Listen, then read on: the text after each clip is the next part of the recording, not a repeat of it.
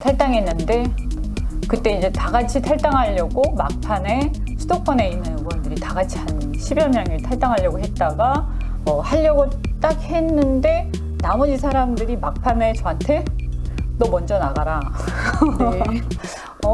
우리는 좀 있다가 나갈게. 그때 이제 박영선 의원도 그러셨거든요. 네. 그랬는데 이제 제가 딱 나가고 마침 그때 문재인 대통령 지지율이 좀 올랐어요. 네. 딱 나가고 나니까 그 다음에 이제 상황이 좋아지면서 문재인 대통령 쪽으로 다 가버렸죠. 아이고. 뭐 의원님이 보시기에 여권과 야권 어떤 차이 있다고 생각하세요? 요즘 같아서는 별 차이가 없는 것 같아요. 그래서 서로 뭐 그냥 누가 더 잘못하나. 저는 솔직히 말씀드리면 너무 부끄러워요. 네. 안녕하세요. 21세기 사람 중심의 정치를 말한다 시간입니다. 오늘 이 시간 이현주 전 의원님과 모시고 이야기 나눠보도록 하겠습니다. 네, 의원님 안녕하세요. 네, 안녕하세요. 예, 네. 예, 오랜만이신데요. 네. 예, 그동안 요즘 어떻게 지내시는지 너무 궁금하네요. 네. 뭐 요새는 뭐 그동안 저 자신을 위해서 시간 많이 썼고요. 네. 네. 운동을 많이 했어요. 살 좀 빠진 것 같지 않아요? 예, 얼굴도 가름해지시고 더 이뻐지신 것 같은데. 뭐 하셨나요? 그건 아니고요. 운동을 많이 했어요. 아, 운동. 네, 매일같이. 예. 네, 그래서 뭐 좋아하는 운동은 어떤 것인지. 그냥 걷기, 뛰기. 네, 그렇구나. 너무 지루한 운동인가요? 걷기가 네. 제일 건강에 좋죠. 네, 그냥 뭐 조깅 같은 거. 네, 네. 그래서 자연과 함께 걷기. 이제 자연. 강변에서 걷기, 좀 빠른 속도로 걷기. 네, 그래서 매일 한 1시간 반. 네. 오, 많이 걸으시네요. 상당히. 네, 네. 그래서 네. 한 10,000보? 그럼 의원님의 체력의 비결이 걷기였군요. 네, 그렇게 볼 수도 있죠. 네, 네. 네, 의원님, 오늘 제가 만난 김에 많이 물어보고 싶은 게 있는데, 다 네. 물어봐도 될까요? 네네. 그리고 마침 또 네. 방송 나온 김에 선전도 해야지. 아. 제가 그래서 그동안 또 운동도 좀 하면서 네. 살도 좀 빼고, 네, 살이 그동안 좀 쪘어요. 아니, 빠질 데가 어딨다고. 좀 스트레스도 받고 그래가지고 네. 살이 좀 쪘더라고요. 그래서 이제 또 사람이 이제 나이가 들면 살찌면 안 되잖아요. 네. 그래서 자기 관리를 또 해야 되니까 우리 아들이 저를 구박하더라고요. 저도 요즘에. 반성하게 되네요. 네, 요즘은 이제 학부모들이 이제 제가 좀 늦게 노산을 했기 때문에 또래 엄마들보다 제가 한 5살이 많아요.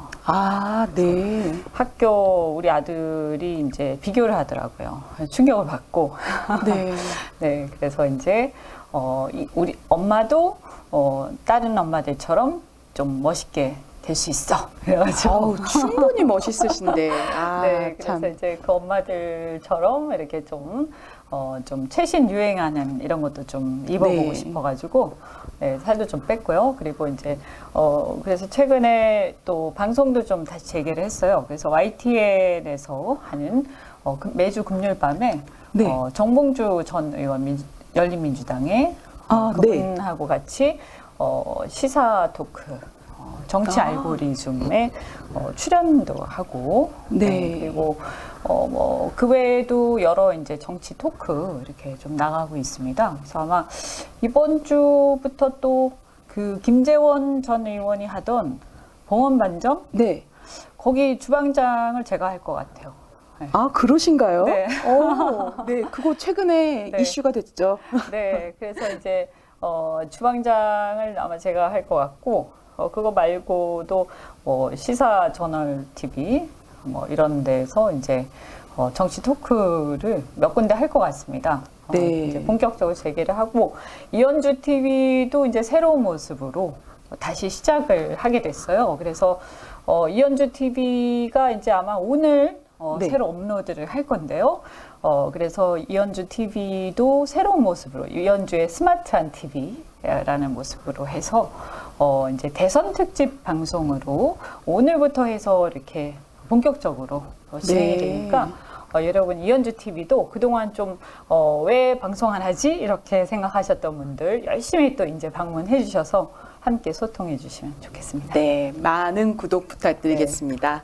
그러면 예, 의원님 제가 이제 뭐 정치 행보 사실 살펴보니까 의원님이 대체적으로 야권 행보를 많이 걷고 계시더라고요. 네. 근데 제 생각인지는 몰라도 직권이 확실한 힘 있는 곳, 네. 뭐 그런 곳들은 피하는 정치인이다 싶은데 맞나요? 예, 왜 그런 선택하셨는지. 네, 좀 그런 경향이 있어요, 사실은. 네, 제가 네. 원래 그 약간 반골 기질이 있어요.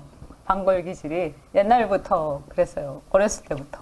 반골 기질. 네, 반골 기질이랄까? 그래서 사실 어렸을 때부터 이렇게 괜히 왜 이렇게 힘없는 사람? 힘없는 쪽을 편들어주는 네. 그런 역할을 많이 했어요. 그래서 뭐 좀 괜히 뭐 이렇게 어떻게 보면 뭐 나쁘게 얘기하면 오지랖이 넓다 이렇게 볼 수도 있고. 그래서 어렸을 때도 뭐 이렇게 애들 막 싸우고 그러면 길 가다가 그러면 좀 약해 보이는 애 편들어서 싸움에 끼기도 하고 좀 그런 편이었거든요. 그래서 좀 공격수 이미지가 좀 있어요. 네, 그런 것도 좀 있고요. 네, 그래서 놀이터에서도 괜히 이제 누가 맞고 있으면 네. 거기 껴들어가지고 맞는 애 구해주기도 하고 좀 그런 편이었어요. 제가 어렸을 때부터. 그러다 보니까 좀 아무래도 좀 이렇게 반골 기질이랄까? 그래서 좀 약자를 편드는 그런 게 좀 있고요. 그래서 이렇게 그 정치를 하면서도 네.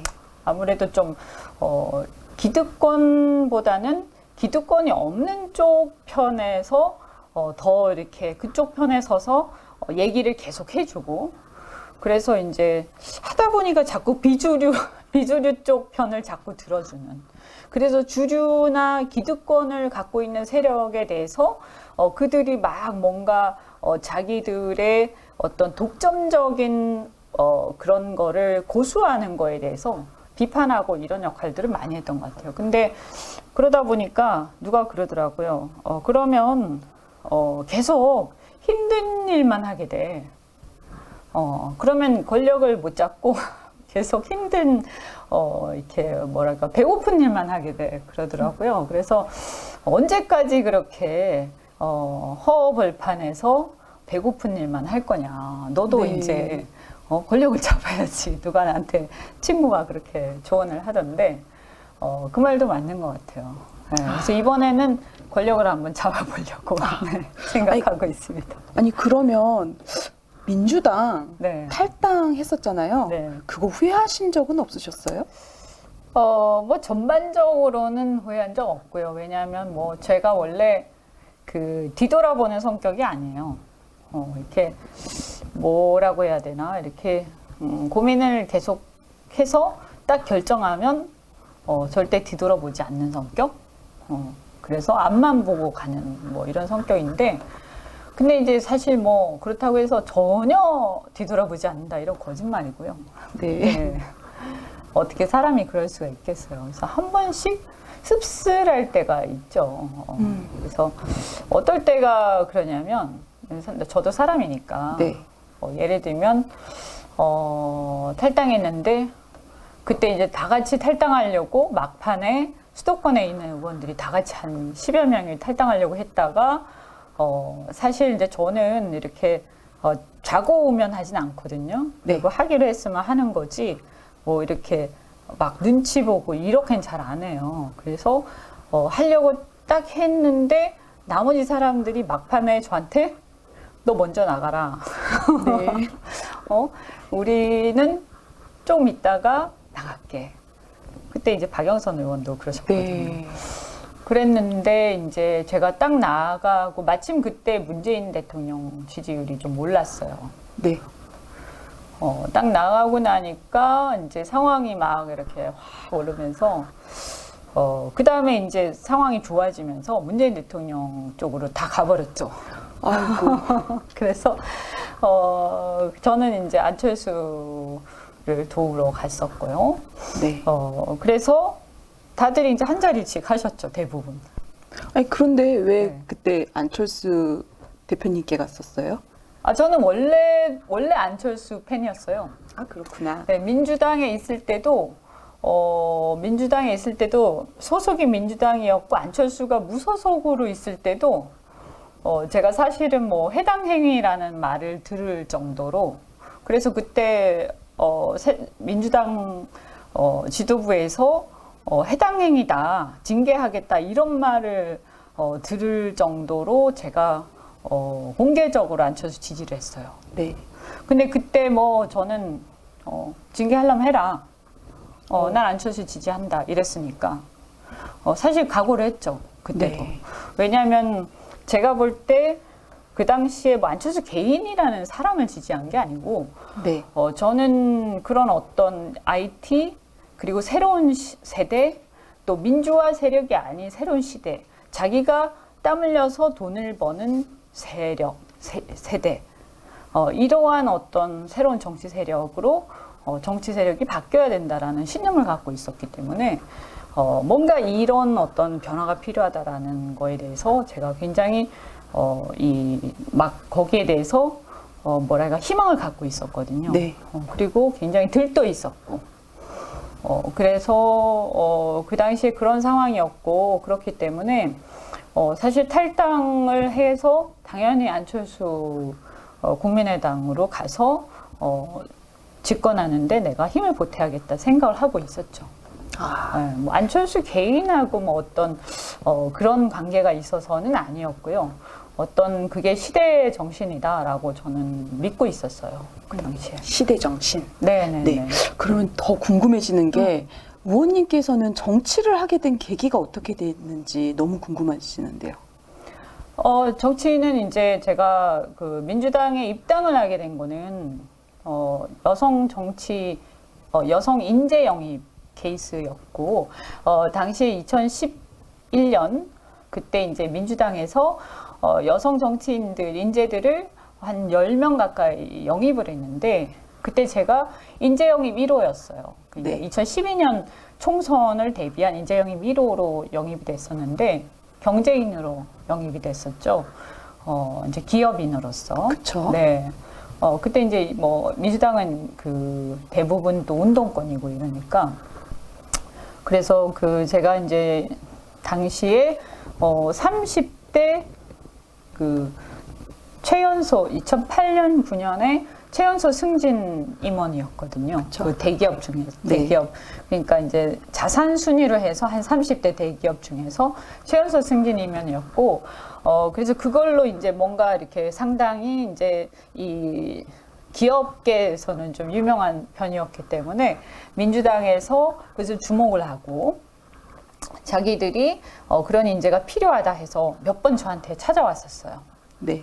그래서 저한테 이제 영입 제안을 하고 뭐 강금실 장관, 뭐 박영선 뭐 이런 여성 그 당시에 이제 중진 의원들이 몇 번씩 찾아오고 이렇게 하면서 제가 이제 영입이 됐었는데 사실은 이제 그들이 몇 번씩 와서 얘기를 했지만 제가 딱 결심을 하게 된 계기는 실은 이제 저희 아버지가 97년에 IMF 때 사업하다가 이제 망하셨단 말이에요. 네. 근데 저희가 사실은 이제 중산층 굉장히 유복한 가정에서 제가 쭉 자라다가 아버지가 사업하다가 망하면서 우리 집안이 굉장히 어려워졌어요. 그래서 저는 집이 어려워지면서 그 어머니도 굉장히 몸이 또 약해지고 그러면서 또 병원비도 없어가지고 굉장히 힘들어하고 이런 걸 제가 겪으면서 뭐 사회 안전망이라든지 이런 것들에 대한 필요성 그리고 제도적인 뒷받침 그러니까 내가 아무리 잘나도 이 사회 안전망에 대한 제도적 필요성이라든가 이런 시스템의 어떤 미비 이런 것들에 대해서 정치권에 여러 가지 손봐야 될 게 많구나라는 걸 제가 굉장히 절실하게 느꼈거든요. 그리고 내가 아무리 잘나도 그리고 내가 아무리 잘나서 우리 아이들한테 많은 것을 물려줘도 어느 순간 어떻게 될지 모르는 거, 어느 순간 네. 다 망할 수 있잖아요. 그래서 이 사회 시스템을 어떻게 설계하느냐, 이것은 정치권 위정자의 임무고 책무인데, 이런 것들에 대해서 내가 할 수 있는 것, 내가 겪은 것들을 토대로 우리 국민들이 이렇게 안심하고 살 수 있는 나라를 만드는 게 그래도 내가 겪은 걸 토대로 뭔가 해야 되겠다라는 사명감을 느꼈죠. 그래서 나도 이제 저도 사실은 뭐 기업인으로서 상당히 젊은 나이에 잘 나가고 있었잖아요. 그쵸. 네, 그래서 내가 할 수 있는 거라면 해야 되겠다라고 생각하고 있었는데 마침 민주당에서 그때 인재 영입을 저한테 제안을 하면서 뭐 이런 비슷한 얘기를 저한테 하더라고요. 그때 네. 그분들이. 그래서 그러면 나도 기여를 한번 하면 좋겠다라고 생각하고 받아들이게 된 거죠. 네. 그러면 혹시 정말 정치 잘했다. 음. 뭐 그런 사건이 있었나요? 그러니까 이제 제가 정치를 하면서 어려운 것도 많았지만 제가 해보니까요. 뭐 국회의원을 한 거죠. 저는 주로. 근데 국회의원 헌법기관이라는 게 사실은 생각보다 굉장히 권력이 큽니다. 한 사람의 헌법기관의 힘이. 그래서 이 헌법기관 한 사람의 권력이 굉장히 크기 때문에 엄청나게 많은 일을 할 수가 있어요. 네. 네, 뭐 사람들은 뭐 힘이 없다 어쩐다 하는데 그렇지 않아요. 물론 그 한 사람이 나라를 다 바꿀 수는 없어요. 그렇지만 수많은 사람들의 삶을 바꿀 수 있어요. 네. 그리고 저는 그것을 해봤어요. 그러니까 예를 들어서 말이죠. 제가 이제 경험해봤던 것 중에서 예를 들면 법안 같은 경우에도 뭐 전환법 혹시 기억나시는지 모르겠는데 전기 안전 네. 등에 관한 제가 풀네임을 잘 모르겠는데 네, 네. 그 법안을 이제 개정하는데 제가 앞장섰거든요. 근데 그게 네. 이게 이제 그 가습기 살균제법도 이제 제가 개정하는데 앞장을 섰어요. 가습기 살균제법도 그렇고. 근데 그 가습기 살균제법은 가습기 살균제 사고가 일어나니까 정말 많은 사람들이 피해를 입으면서 사람들을 보호하기 위해서 만든 법이고 네. 또 그게 그런 게 일어나다 보니까 모든 전기 안전용품에 대해서 그래서 보호하기 위해서 산자부가 네. 전기 안전용품에 관한 특별법을 만들었잖아요. 근데 이게 또 너무 과잉 보호를 하다 보니까 이게 이제 자영업자라든가 사실은 이런 전기용품들을 만드는 사람들이 뭘 제대로 만들 수가 없는 단추 하나를 만들어도 모든 걸 다 검사를 받아야 되는 상황이 돼서 장사를 할 수가 없고 물건을 만들 수가 없는 상황이 돼서 완전 마비가 되는 상황이 됐잖아요. 네. 그래서 모두가 이제 그 상인들이 발을 동동 구르는 상황이 됐는데도 국회가 아무것도 못하고 그냥 이렇게 무능하게 앉아 있는 그런 상황에서 제가 그때 그 산자부랑 관련된 부처들을 다 불러가지고 국회하고 이렇게 해가지고 아주 급하게 이렇게 협의체를 만들고 해서 이것을 통과를 시키는데 앞장을 섰었거든요. 그러니까 이게 안 될 것 같았는데 되더라고요. 네. 그래서 뭐냐면 그것도 그렇고 또 그 외에도 뭐 여러 가지 보면 이제 우리가 뭐 안 된다 하는데 용을 쓰면 돼요. 용을 쓰면 돼요. 예를 들어서 지금 뭐 신도시 가지고 LH 사태 가지고 난리잖아요. 네. 근데 제가 이 재선을 할 때 경기도 일대에 그 신도시에 강제 수용당하는 땅이 있죠. 거기에 원주민들을 대변하는 네. 그래서 공전협이라고 있어요. 그 한 뭐 100만 명 가까이 이제 가족들까지 따지면 그 원주민들의 연대체가 있어요. 공전협이라고. 그분들의 어떤 협의체를 제가 대변해서 일을 했었어요. 거기에서. 근데 그분들이 정말 땅을 한 10분의 1도 안 되는 시세에 땅을 뺏기는데 그거를 국토부와 LH를 불러서 한 2주에 한 번씩 제가 계속 회의를 했었거든요. 네. 근데 안 될 것 같잖아요. 근데 이뤘어. 했어요. 그거를 2주에 한 번씩 불러가지고 계속 보상금, 보상 액수라든가 이런 것들을 계속 하면서 그래도 조금씩 대변을 해나갔거든요. 그러니까 개선이 조금씩 되더라고요. 근데 제가 이제 21대 국회 못 들어오면서 네. 지금 다시 이제 원상복귀가 되고 있는데 좀 정말 안타까운데 이게 무슨 얘기냐면 헌법기관이 악착같이 한 명이 붙들고 뭔가를 하잖아요. 그럼 수많은 사람들이 삶에 있어서 어쨌든 조금씩이라도 변화가 일어나요. 맞아요. 그래서 저는 그런 것들을 제가 열심히 하면서 적어도 그 분야에서 그걸 제가 목격을 하고 그분들이 그래도 어쨌든 조금씩 보호를 받고 자기의 권익에 대해서 이렇게 피해가 구제되는 걸 제가 목격을 했거든요. 그래서 저는 이 정치라는 게 굉장히 보람이 있는 일이고 내가 어떻게 하느냐에 따라서 엄청나게 많은 이 결과를 다른 결과를 초래할 수 야기를 할 수 있다라고 저는 확신을 합니다. 그래서 이 눈 뜨고 있는 동안에 최선을 다해야 된다. 네. 이렇게 생각합니다. 그럼 반대로 정치 괜히 했다 한 때 있었는지. 뭐 이제 당연히 이제 열심히 했는데도 국민들은 잘 모르잖아요. 네. 네, 왜냐하면 일일이 다 선전하고 다니는 게 아니니까. 그렇죠. 그럴 때 이제 속상하죠. 그리고 또 뭐냐면 이제 막 특히나 막 이제 맹목적인 정치 혐오에 빠져 있을 때. 왜냐하면 국민들이 정치에 참여해야 되거든요. 아무리 정치인들이 열심히 해도요. 그것도 국민들이 정치에 참여를 해서 그것을 촉진을 해야 돼요. 재촉을 하고 그리고 국민들이 깨어 있어야 돼요. 국민들이 깨어 있지 않고 똑똑하지 않고 국민들이 방치를 하면요 가장 최악의 정치인들한테 지배당하게 돼요. 네, 요즘 같은 상황 보면은 좀 정치를 많이 참여하고 있다고 생각하시는지. 참여 안 국민들. 하죠. 안 하는 건가? 저는 갈수록 나빠지고 있는 거예요. 네. 네. 지금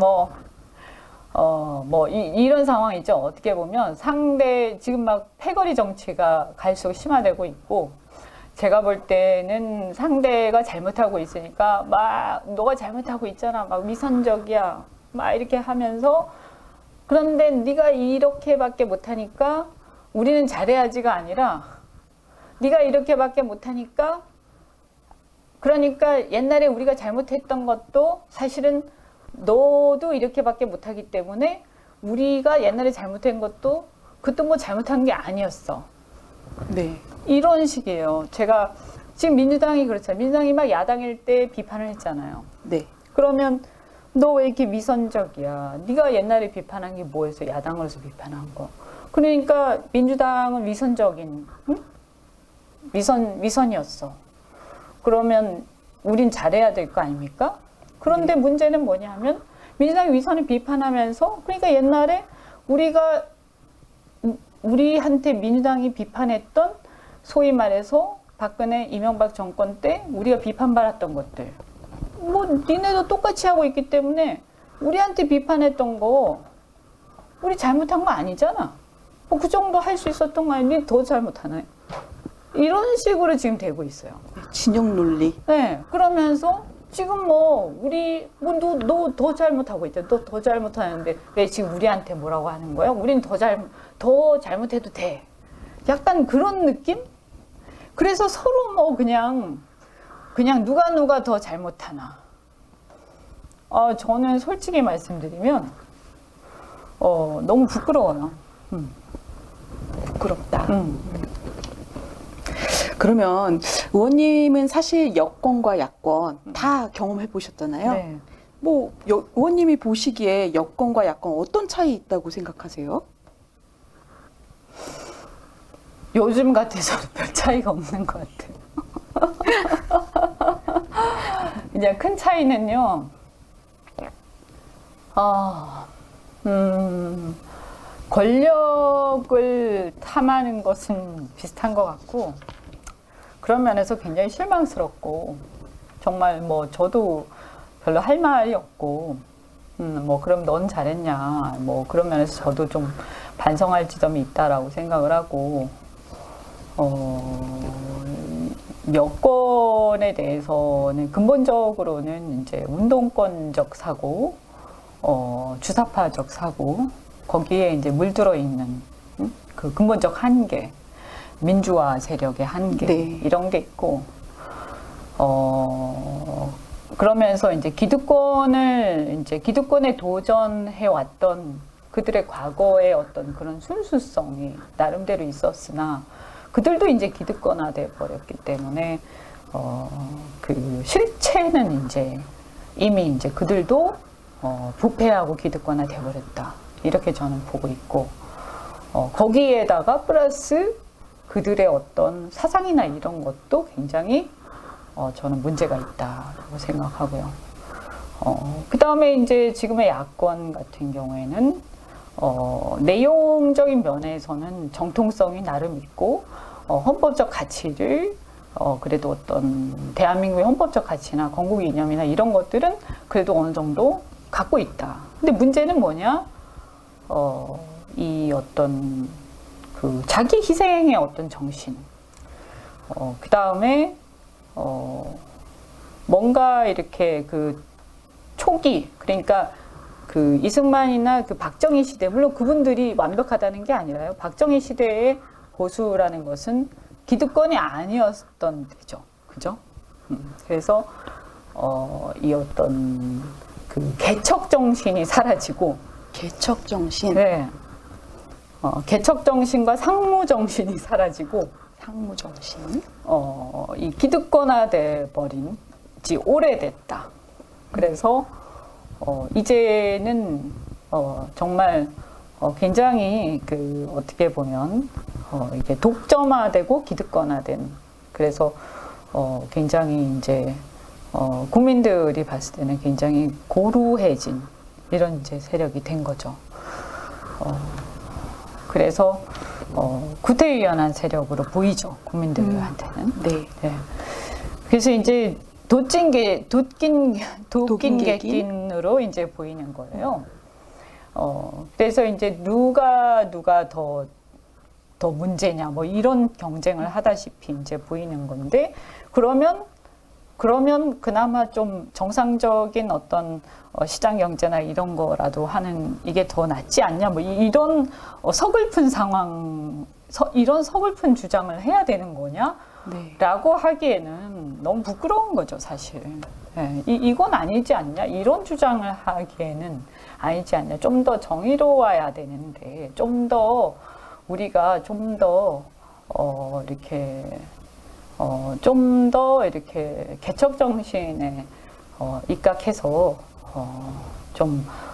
대한민국을 새롭게 이렇게 다시 우리가 이렇게 세우자라는 얘기를 할 수 있어야 되지 않을까라고 생각을 합니다. 그래서 저는 이제 꼭 과거에 지금의 안철수 대표 그걸 얘기를 하는 게 아니라요. 제가 예전에 그걸 꿈꿨던 것처럼, 네. 어떤 그 새로운 그 정치 세력 이런 걸 꿈꿨던 것처럼 원래 어떤 자유시장 경제와 자유민주주의의 정신이란 무엇인가. 그래서 스스로 열심히 일해서 성공한 사람들, 이제 물려받고 이런 거 말고요, 그죠? 기득권을 승계하고 이런 거 말고 지금 우리 국민들 대다수가 생각하는, 정말 젊은이들이 생각하는 스스로 열심히 일해서 자기 아이디어와 자기의 힘으로 성공한 사람들이 귀감으로 삼을 수 있는 그런 사람들이 모여서 이렇게 뭔가 앞으로 향할 수 있는 그런 정치 세력, 뭔가 이런 어떤 표상이 될 수 있는 그런 미래지향적 정치 세력, 이런 걸 한번 보수 정당이 한번 만들어야 되지 않는가 생각을 합니다. 네. 그럼 어제 제가 의원님 페이스북에 글을 올리셨더라고요. 오늘 안 그래도 그 아프간에서 또 이제 우리 조력자분들께서 378명 그분들이 다 한국에 도착을 했어요. 그런데 사실 지금 이 아프간 뭐 이분들은 난민은 아니지만 난민들에 대한 그 찬반 여론이 많이 뜨겁거든요. 네, 네. 어떻게 생각하세요? 그 문제는 사실 우리가 이렇게 되게 신중하게 생각할 필요가 있어요. 그래서 저도 굉장히 인도주의적 관점에서, 굉장히 가슴 아프게 생각을 해요. 우리가 이제 그 화면을 보지 않았습니까? 그리고 우리도 이제 6.25 때 사실 일종의 난민이었죠. 그래서 그것을 우리가 외면해서는 안 된다. 그러나, 그분들을 인도주의적 관점에서 우리가 함께 돕는 거하고요. 네. 지원을 하는 문제하고, 그 난민을 국내에 수용해서 우리가 함께 사는 것하고, 네. 다른 문제다. 엄연히 다른 문제다. 왜냐하면, 이게 책임지는 문제는 좀 다른 문제거든요. 그래서, 우리가 책임질 수 없는 것을, 이렇게 쉽게 결정해서는 안 돼요. 네. 그러니까 예를 들어서 우리가 이렇게 길을 가다가 너무 어려운 사람들이 있어. 그러면 그 사람들을 도와주고 싶죠. 그래서 도와주자고 얘기를 할 수 있어요. 그리고 실제로 뭐 이런저런 이제 지원도 할 수 있고 그것을 도와주자고 얘기할 수도 있고. 그런데 그 사람을 데리고 와서 우리 집에 잠시 머무르게 할 수도 있다고 저는 생각해요. 근데 그게 아니라 그 사람을 계속 우리 집에 머무르게 하면서 아예 우리 가족으로 받아들이는 것은 또 다른 문제죠. 네. 물론 그렇게 받아들이고 같이 살고 뭐 심지어는 입양까지 하고 너무나 훌륭한 분이죠. 저는 그분들을 뭐 욕하고 싶은 생각은 없어요. 그러나 그렇다고 해서 그렇게 준비가 안 돼 있고 그럴 수 있는 경제적 여력이 안 되는 분들한테 억지로 야 그렇게 해야 인도적인 거니까 그렇게 해. 그렇게 안 하면 넌 정말 잔인한 사람이야 라고 하면서 그걸 강요할 수 있나요? 저 그렇지 않다고 생각하거든요. 네. 그게 준비가 안 되고 경제적 여력이 안 되는 사람한테 마음의 준비가 안 된 사람한테 그걸 억지로 하라고 하면 가정이 깨지는 거예요. 네. 그건 굉장히 현실적인 문제고 굉장히 책임의 문제고 아주 냉정하게 판단해야 되는 거기 때문에 그게 현실적으로 준비가 안 된 사람들한테 그렇게 하라고 하다 보면 그것은 모든 게 파괴되는 것이라서 저는 아주 냉정하게 판단해야 된다. 그것이 저는 위정자의 책무라고 저는 생각합니다. 네. 네, 그래서 제가 이제 그 부분에 대해서는 판단 기준을 사람이 먼저다라고 얘기하기 전에 국민이 먼저다라고 얘기해야 된다. 그래서 뭐냐, 우리 국민들의 의사를 먼저 물어봐라. 그리고 우리 국민들이 그걸 받아들일 준비와 재정적 여력과 마음의 준비와 이런 것들이 다 돼 있냐. 그래서 우리는 이렇게 했으면 좋겠죠. 왜냐하면 정치인들은 조금 더 많은 생각을 하고, 그 다음에 또 사실 경제적으로 좀 더 이렇게 경제적으로 여유가 더 많은 경우가 많고, 또 특히 셀럽들 같은 경우에는 더 글로벌한 생활들을 하잖아요, 사실은. 네. 솔직히, 그죠? 근데 일반 이제 실제로 섞여서 살아야 되는 분들은 서민들이에요. 그죠? 난민들이 실제로 막 유입이 많이 됐을 때. 근데 그분들한테 물어봐야 돼요, 저는. 네. 네, 그래서 실제 그렇게 살 수 있어요? 라고 물어봐야 되고, 그분들한테 그들을 책임지고 그들과 함께 경쟁해서 일자리를 나눌 수 있고 그들과 복지를 나누면서 세금을 낼 수 있느냐라고 물어봐야 되고 그것을 솔직하게 들을 수 있어야 돼요. 왜냐하면 그걸 이렇게 멋진 척하면서 저는 가식을 떨 필요는 전혀 없다고 생각을 합니다. 그건 현실의 문제예요. 네. 네. 가식 떨지 말자. 네, 그건 네. 뭐 그냥 현실의 문제라고 생각을 합니다. 그래서 우리가 뭐 어떤 이상의 입장에서 국격의 입장에서 당연히 우리가 할 수 있는 최선을 다해야 되고 당연히 위정자의 입장에서는 국제적인 수준을 맞춰야 되지만 또 국민들의 어떤 눈높이 이것도 우리는 현실적인 관점에서 책임지고 그 부분을 맞출 필요도 있다라고 생각합니다. 네. 그러면 국내 정치 상황 한번 네. 짚어볼게요. 지금 언론중재법 네. 굉장히 뜨거운 화제인데요. 민주당에서 사실 이걸 밀어붙이면서 국회 본회의 연기를 해서 좀 한 발 물러서 주나 했더니 야권에서 뭐 이제 다시 뭐 전원위원회 소집한다 네. 그러고 또 필리버스터로 또 야권에서 대응하고 뭐 그러는 상황인데 참 정신이 없는데 어떻게 지금 생각해야 되는 건가요? 사실 이거는 뭐 솔직히 말이 안 되는 얘기죠. 뭐 민주당이 맨날 민주화 세력 하면서 민주주의에서 가장 꽃이 뭐냐? 언론의 자유 아닙니까? 그죠? 표현의 자유고 그것을 가장 많이 주장해왔던 세력인데 이렇게 어쨌든 그것을 옥죄는 법인데요. 뭐 그것을 많이 완화했다고는 얘기를 하지만 굳이 이런 법을 왜 이렇게 강행 처리를 하느냐? 무리하게. 그죠? 충분히 토론하고 그래서 이것은 언론과 이해 당사자들하고 어느 정도 합의를 해서 통과시키더라도 해야 되는 것이지 지금 뭐 하는 거냐라고 저는 생각을 합니다. 이걸 이런 식으로 독선적으로 밀어붙여서 하는 게 말이 되냐? 이게 뭐 하냐? 이건 독재잖아요. 독재. 이게 말이 되는 거예요. 이런 거를 반민주적으로 통과시키는 게 말이 돼요? 이건 독재예요. 그런데 저는 더 황당한 건 뭐냐면 이런 독선적이고 반민주적인 행태를 이 민주화 세력이 자행하는 상황을 그냥 묵과하고 있는 국민의힘도 문제다라고 생각을 합니다. 지금 왜 지금 이제 와서 이렇게 난리가 나는 거죠? 이게 지금 얘기가 나온 지 한참 됐어요, 제가 알기로는. 네. 그런데 본회의가 다 됐잖아요. 이제 오늘 내일 하는 거 아닙니까? 네, 30일 날 한다. 네. 근데 오늘 내일 하는데 그렇다는 얘기는 벌써 몇 달 전에 이미 예견된 상황이었다. 그런데 몇 달 전에 이미 예견된 상황에서 근데 국민들은 지금 이것을 오늘 내일 하는 이제서야 국민들은 알게 된 거예요. 그러면 이 정도 됐으면 저는 최소한 야당이 이것을 막기 위한 이건 충분히 저는 대국민 여론전에서 승산이 있는 거였고 이건 그러니까 야당 중에서도 정의당, 그죠? 진보 세력들도 같이 함께 할 수 있는 거였어요. 그러면 우리가 여론전에서 우세한 거였단 말이에요.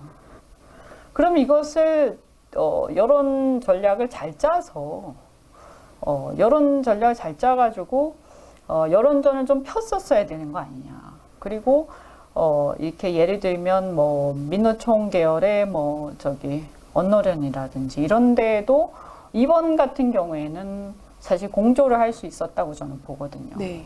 근데 뭐 했냐 도대체. 응?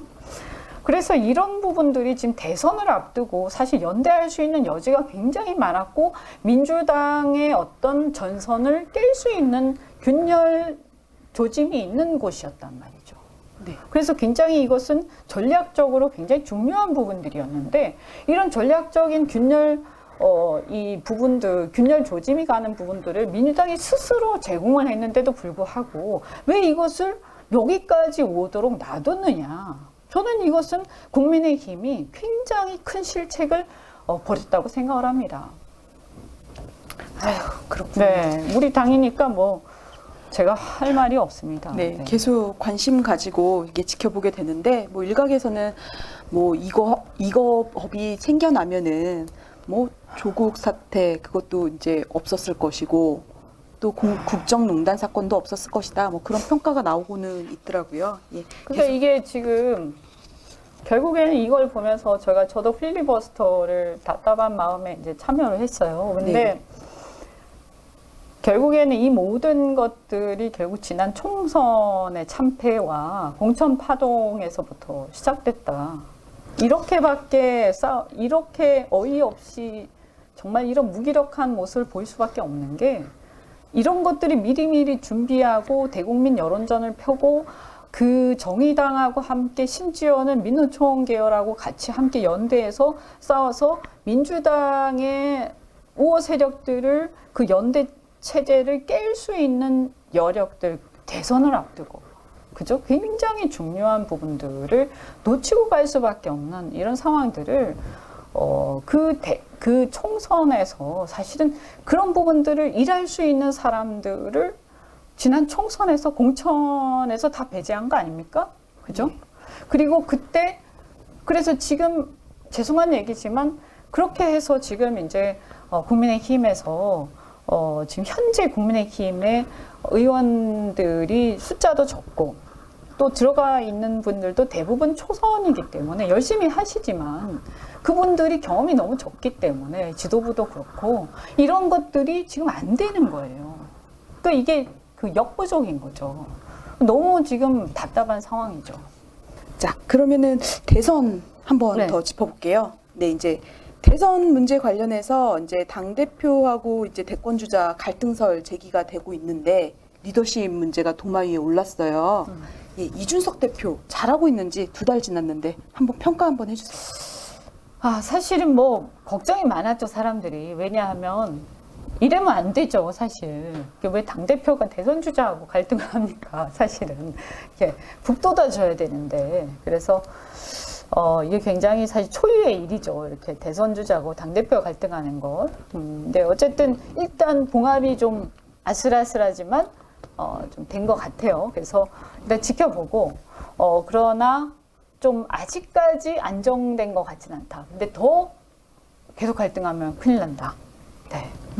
네. 계속 갈등하면 정말 이것은 대선에 빨간불이 켜지는 것이다. 네, 그러면 이제 국민의힘의 이제 선관위원장도 새로 이제 오늘 임명되셨는데 혹시 의원님 대선 주자 중에서 밀고 계시는 분 계시나요? 아직까지는 특정한 후보를 밀고 있지는 않습니다. 다만 이제 어쨌든 1등 하시는 분이 이제 윤석열 후보니까 1등 하는 후보를 너무 이렇게 해서 굳이 끌어내리려 할 필요는 없지 않냐.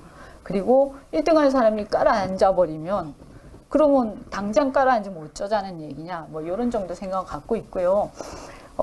그리고 이제 지금 뭐 홍준표 후보 막 이렇게 선방하고 있지 않습니까? 네, 약진하고 있죠. 네, 또 그분에 대해서도 뭐 또 응원도 좀 하고 있고 뭐 다 응원하고 있습니다. 또. 누가 되실 것 같으세요? 잘 모르겠습니다. 비밀? 네. 네, 의원님만의 비밀을 네. 묻어두고 혹시 그러면 여권에서는 누가 되실 것 같으세요? 저는 뭐 이대로 가면 이재명 후보가 그래도 될 가능성이 한 70% 정도 된다고. 70%. 네. 그러면은 네, 시간 관계상 마지막 질문 네. 갈게요. 의원님 앞으로의 정치 활동 계획하고 국민들께 할 말씀 있으시면 한마디 부탁드리겠습니다. 네, 어쨌든 뭐 대선이 이제 내년 3월이지 않습니까? 그래서 뭐 10년 주기설 얘기는 합니다만 그래도 더 이상 참을 수 없다. 그죠? 네. 그리고 이대로 가다가는 망할 것 같다. 근데 이 망할 것 같다 다른 것보다 저는 제일 심각한 게 다른 거는 뭐 우리가 좀 힘들어도 참을 수 있는데 저는 가장 힘든 게 이 기업이라고 생각을 해요. 저도 기업인 출신이고 주위에 기업하시는 분들 많은데요. 더 이상 기업을 할 수가 없을 것 같아요. 근데 기업이 망하고 기업을 더 이상 유지할 수 없으면 특히 제가 얘기하는 건 대기업보다도 중소기업이에요. 근데 대한민국의 중소기업이 뭐 거의 90%니까 실제로 이 중소기업이라는 사람이 훨씬 많거든요. 근데 이게 이제 망하고 그만두고 이렇게 되면 무너지는 거거든요, 근간이. 근데 지금 이 중소기업과 자영업 이런 분들이 이제 그냥 의욕을 잃고 그냥 손을 놓는 상황이 되면 저는 큰일 난다고 봐요. 근데 지금 중소기업과 자영업 하시는 분들이 의욕을 잃고 그냥 손을 놓는 상황이 올 거다. 그래서 그러면 이게 일자리하고 연결되고 그냥 이제 그냥 포기 상실 뭐 이런 상태에서 대한민국의 어떤 에너지 이게 더 이상 솟아나지 않는 상황으로 갈까봐 크게 걱정이 되는 거죠. 그래서 저는 이 어떤 그 기업에 대한 이런 걱정 때문에 더 이상은 이 지속되어서는 안 된다고 생각을 해요. 정권 교체가 뭐 우리가 사실은 완벽하진 않아요. 저도 성에 잘 안 차요. 우리가 준비가 좀 많이 안 돼 있는 것 같아요. 솔직히 말씀드리면 그래요. 근데 우리가 좀 미흡한 부분이 있고 이것을 좀 메꿔 나가면서 정말 막 이렇게 준비를 막 열심히 옆에서 도와가면서 진짜 해야 되는 상황이지만 그럼에도 불구하고 일단 정상화라도 해야 되지 않나라는 생각을 합니다. 그래서 이 정상화 하는데 제가 좀 힘을 보태야 하지 않을까라는 생각에서 저도 다시 활동을 좀 재개를 해야 되겠다 해서 오늘 또 이렇게 인터뷰 다시 시작하면서 활동 재개하기로 했습니다. 여러분도 다시 힘 좀 보태주시고 요즘에 보니까 민주당 그 경선 이제 막 이렇게 피치 올리고 이렇게 절정으로 이제 끝물로 가면서 정말 이렇게 온라인이나 이런 데서 너무너무 열심히 활동들 하더라고요. 근데 우리는 사실은 이렇게 막 그 오리무중으로 가고 결과가 이렇게 예측이 좀 잘 안 되고 사람들이 좀 지치기도 하고 또 사실 우리가 또 잘 못하는 것도 많고요. 내부에서 막 갈등이나 하고 막 이러면서 지지자들이 많이 힘들어 하시는 것 같아요. 제가 느끼기에는. 근데 여러분 정말 그래도 믿을 거는 지지자분들밖에 없으세요. 그래서 조금만 힘내주시고 응원 많이 해주시면 좋겠습니다. 끝으로 이현주 TV 또 저도 많이 응원해 주시고요. 잘 부탁드립니다. 네, 21세기 사람 중심의 정치를 말한다. 이현주 전 의원님과 함께했습니다. 네, 마치겠습니다. 감사합니다. 네, 고맙습니다.